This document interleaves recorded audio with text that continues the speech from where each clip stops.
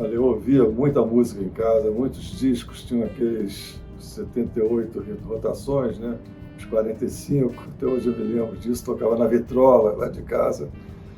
E nas festas, né? Minhas irmãs faziam aquelas festas, e aquelas orquestras e tudo.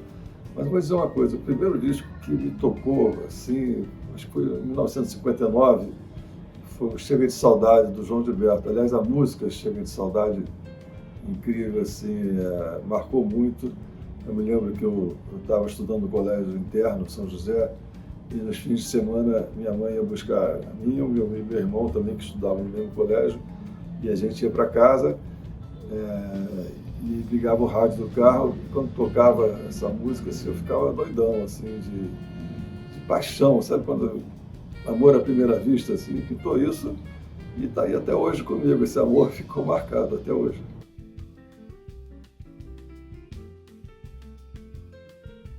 Olha, sempre fui apaixonado pela música brasileira. Assim, eu me lembro quando ia para o interior, ouvia aqueles forrózinhos tocados no sanfoneiro, o pessoal cantando, às vezes tinha um violeiro tocando. Eu me lembro também das escolas de samba, isso tudo na minha infância, né? A infância me marcou muito, as músicas de carnaval me marcaram tanto que hoje eu estou lançando um disco com músicas de carnaval, com interpretação, com toda a influência que eu carrego do passado, né? E do presente também. Isso aí tudo me marcou. Então a música brasileira realmente bate muito fundo no meu coração. Os carnavais, como eu falei, o choro, a música de interior, e foi assim, está sendo assim, me toca muito. As toadas também me tocam muito, as violas de 10 cordas, me lembro mais novo um pouco, Renato Andrade tocando a viola, que magia, o cara mexia com a mão, parecia que ele estava alisando assim o coração de uma forma que ele tocava. Então tudo isso me marcou muito. A música brasileira bate fundo no meu coração, pode estar certo.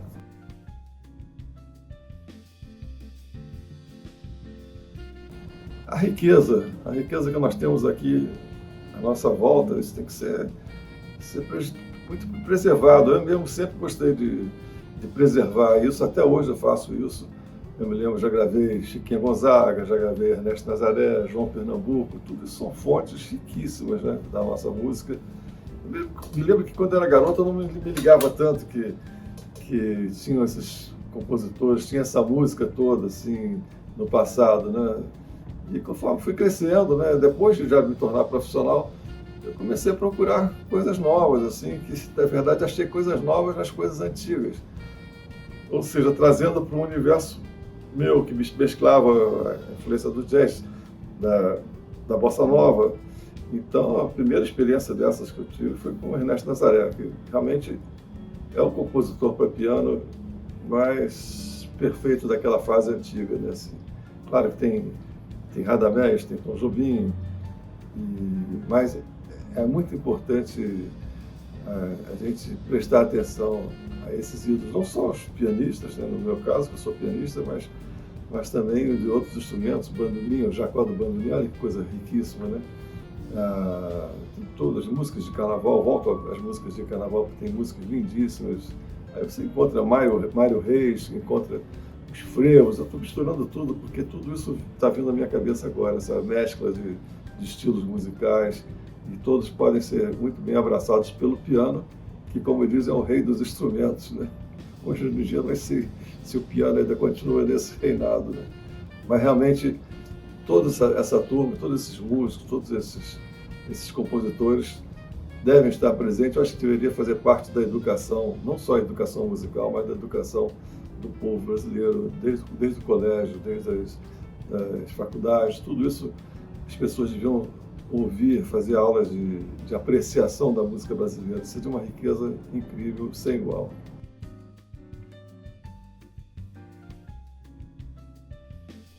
A gente, no fundo, perde uma conexão com nós mesmos, né? A conexão que a gente tem que trazer, assim, conquista de a gente, né? Nós somos tudo isso.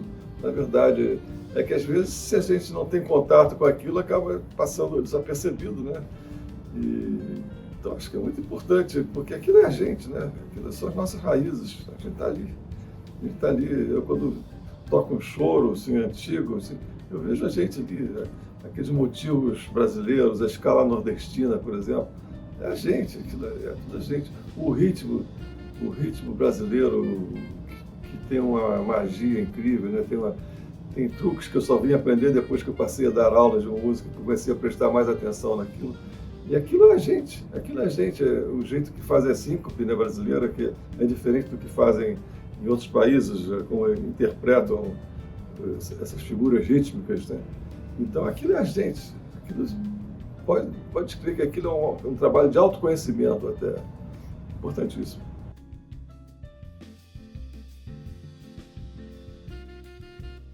Não, mas acho que hoje em dia tem uma tendência maior a valorizar as nossas coisas, né? Nós não estamos mais naquele coisa de Estados Unidos, Europa, assim, somente, né? Eu me lembro que quando era pequeno, tudo que vinha dos Estados Unidos abraçava-se aqui com maior força, né? Mas não, hoje em dia você vê todos esses, a galera nova se interessando pela nossa cultura, pela nossa música. E eu sei que pode ser muito mais ainda. Apesar de ter esse despertar para a nossa música, eu sei que ainda pode ser muito mais. Isso vai depender dos educadores, vai depender do papel da divulgação disso tudo, né? Das rádios, hoje em dia nem tanto as rádios, mas hoje em dia dos streams, né? E da divulgação, acho que caberia também ao próprio governo, à administração, essa disseminação da nossa cultura. Isso é um trabalho que tem que ser feito. Eu sempre dou força a esse tipo de discussão, junto ao Ministério da Cultura, junto a todas as entidades que têm o poder de levar isso tudo ao povo.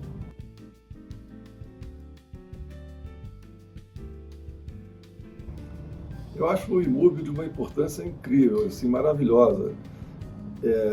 Sinceramente, eu, quando soube que o Tarek de Souza esteve lá por um tempo, não sei se ainda está, mas o Tarek de Souza é um jornalista que eu sempre admirei muito, ele escreve muito bem, ele é um grande conhecedor da memória musical brasileira também. E o Instituto, tendo abraçado essa coisa de realçar a memória musical brasileira, de trazer à tona a memória musical brasileira, está super de parabéns e eu acho que tem que ser prestigiado. Estou aqui também para prestigiar o IMUB, Instituto da Memória Musical Brasileira. É isso aí.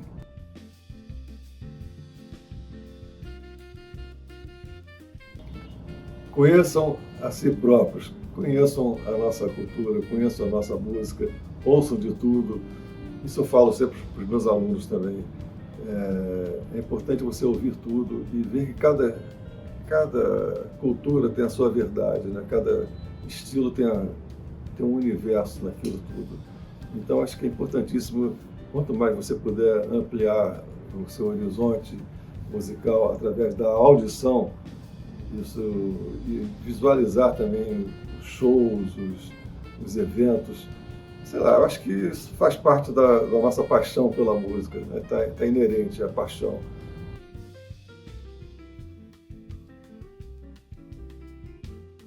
Paixão pela música, pela memória musical brasileira.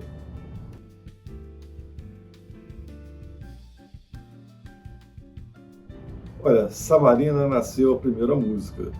Era um momento em que havia um grupo de compositores que estavam ligados na toada que veio a se chamar Toada Moderna, batizada até pelo Tarek de Souza.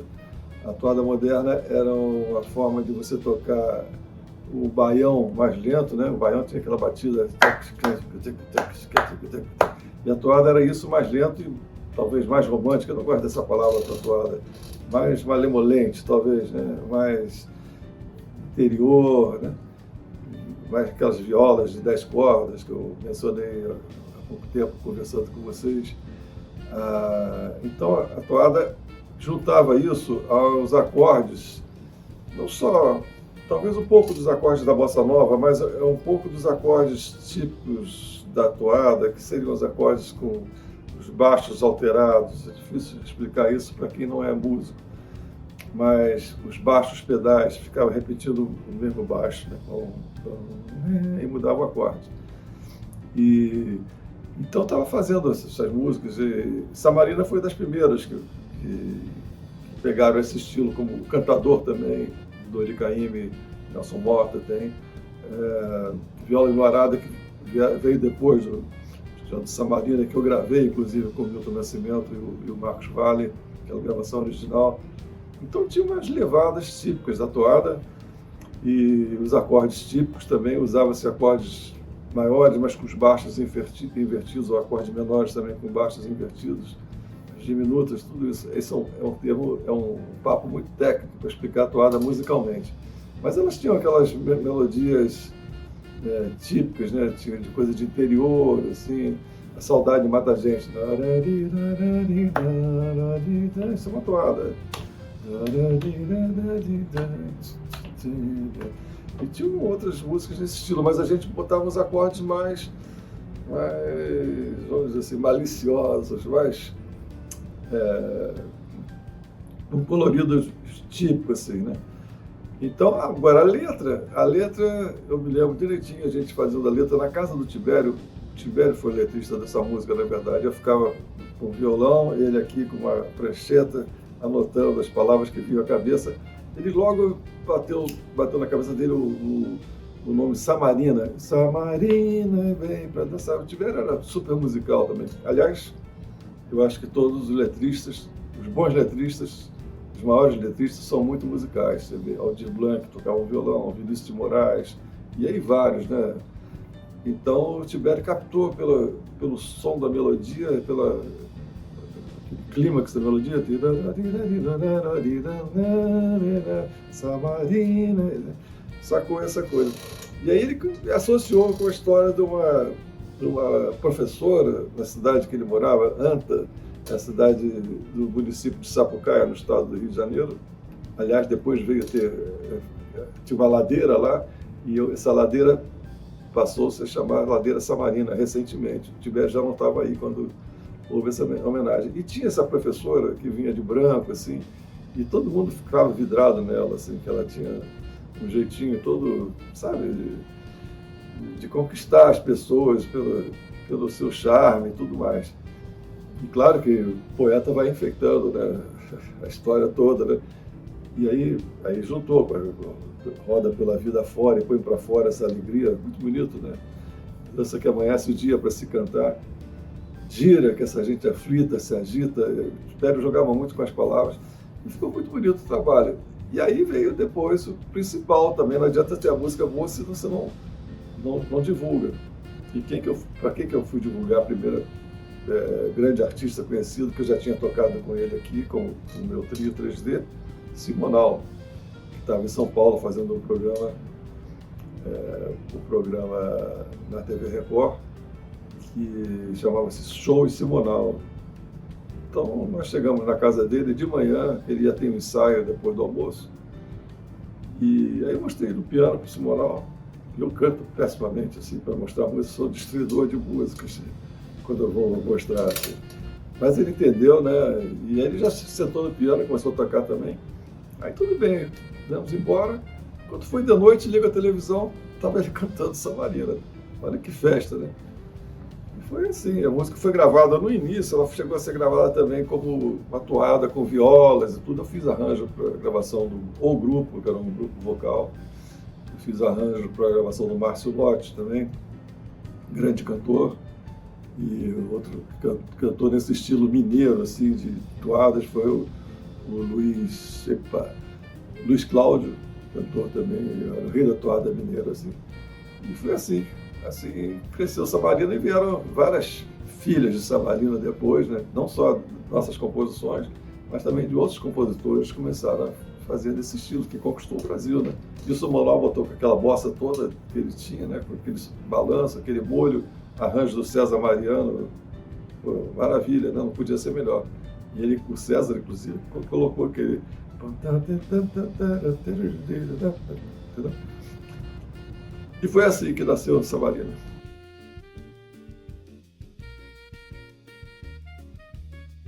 Eu vinha de uma época de um retiro musical, assim, depois daquela fase dos festivais, né, de Samarinas e de BR3, de Teletemas e tudo mais. Eu resolvi dar um tempo de Brasil e fui estudar na França, estudar música. Peguei uma professora que era grande, Nádia Boulanger, tive a honra de ser recebido por ela, onde ela dava as aulas, né? E fiz o curso lá, fiquei estudando música e compondo. Comecei a compor coisas assim, sem pensar em mercado, sabe? Sem pensar em música fazer sucesso, atingir a parada de sucessos, né?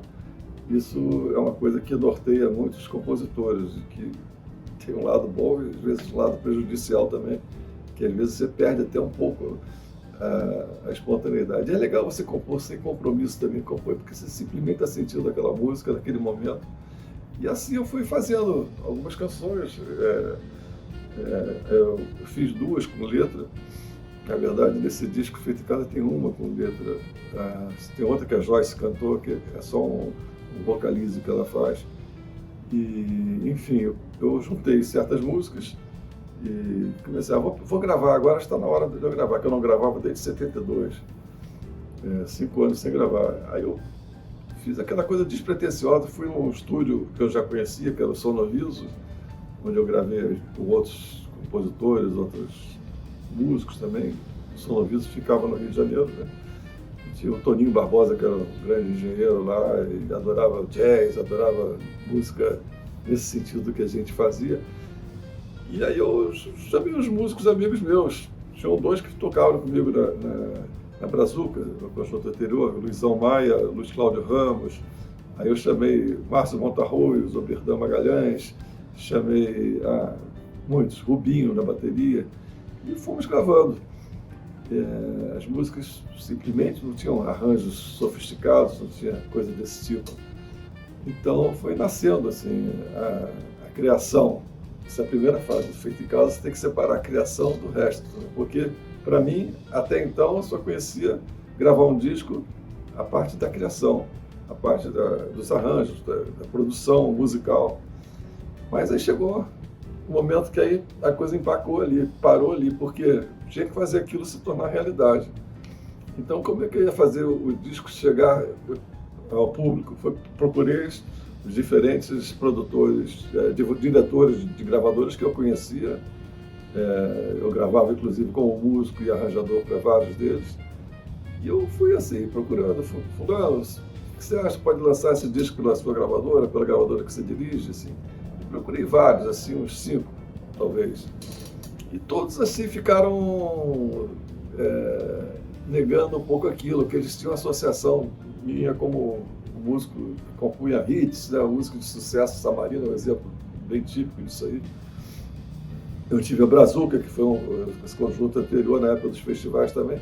Eles estavam querendo aquele Antônio Adolfo, mas aquele já era, porque eu nunca gostei de ficar me prendendo ao passado para criar coisa nova, entendeu? Para continuar criando baseado no passado. Então, o que eu fiz? Eu resolvi ir direto, que quem me deu uma ideia boa para isso foi o Tim Maia, que tinha gravado um disco chamado Tim Maia Racional, que ele se juntou àquela seita do Universo de Desencanto, e ele mesmo mandou prensar o disco, e o pessoal saía vendendo de porta em porta, os garotinhos todos vestidos de branco, né? Vendendo discos nas ruas. Quer dizer, o Tim Maia foi um produtor independente, um autoprodutor antes de mim. Depois o disco dele foi lançado pela Poligram, se eu não me engano. Mas ele me deu muitas dicas ali, eu fui aprendendo também muito por mim mesmo também. Mas eu sabia que tinha que ir numa fábrica, que tinha que ir numa gráfica, que essa é a parte da produção industrial. Tinha que fazer se tornar realidade. E depois tem a terceira parte e a quarta. A terceira é divulgar. Divulgar é você chegar nos órgãos de imprensa, chegar nas estações de rádio, falar com os produtores das rádios, também produtores artísticos, mas os programadores, e fazer com que eles ouçam o disco. Eu tinha que ir direto, não tinha um divulgador que fazia isso para mim. Eu ia direto das rádios, batia na porta, tipo assim, e aí, fulano, que eu já conhecia de outros carnavais, vamos dizer assim,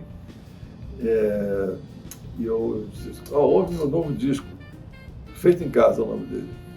Aí eu mostrava a capa, tudo. As capas as primeiras eram carimbadas, uma a uma, eram desenhadas. Ainda existem essas capas por aí. Outro dia o Antônio Carlos Miguel me deu uma que eu não tinha mais, porque cada uma era diferente. Eu fiz acho que uns 300 ou 400 discos assim, carimbando uma a uma, eu levava o pessoal lá para casa. E aí tinha a parte que é complementar, fazer chegar ao público. Quer dizer, uma vez que você tem a coisa gravada, está divulgada, aí teve apoio da imprensa, a imprensa abriu os braços mesmo para isso, a rádio de certa forma, e até a televisão abriu um pouco, e aí tinha a fase de botar nas lojas e vender o disco. Então o que eu pensei? Eu vou fazer shows, eu vou levar um disco para vender. Aí eu peguei sorte, logo fiz a temporada do 6h30 do Teatro São Caetano, que tinham 1.200 pessoas por cada sessão que ele fazia o show. Aí acabava o show, vendia 100 discos, 150, e acabava o show, autografava o disco ali do palco mesmo. E foi assim, essa distribuição direta funcionou muito. E as lojas também começaram a comprar, depois que eu apareci no Fantástico, que eu apareci em outros programas de televisão, a imprensa noticiava aquilo, como eu falei, eles eram a maior força, então noticiava aquilo direto. Treinador, um trabalho feito em casa, eu vendendo disco, botando disco debaixo do braço, chegando na loja. Isso foi uma repercussão. E foi uma grande repercussão, não só para o Feito em Casa, mas para uma série de artistas, tipo, vários artistas que estavam com o mesmo problema. Porque foi um momento que as gravadoras estavam muito fechadas, só queriam vender, porque sempre foi isso, o lucro imediato. Então teve vários compositores e cantores, grupos que quiseram e fizeram isso também. Então, eu fiquei conhecido como pioneiro do disco independente, né? Eu prefiro chamar de autoprodução, porque disco independente é um termo que foi usado demais, assim, inclusive com outros sentidos. Em pequenas gravadoras, por exemplo, um disco independente, uma gravadora independente. Bom, enfim, foi essa história do Feito em Casa que está aí até hoje também.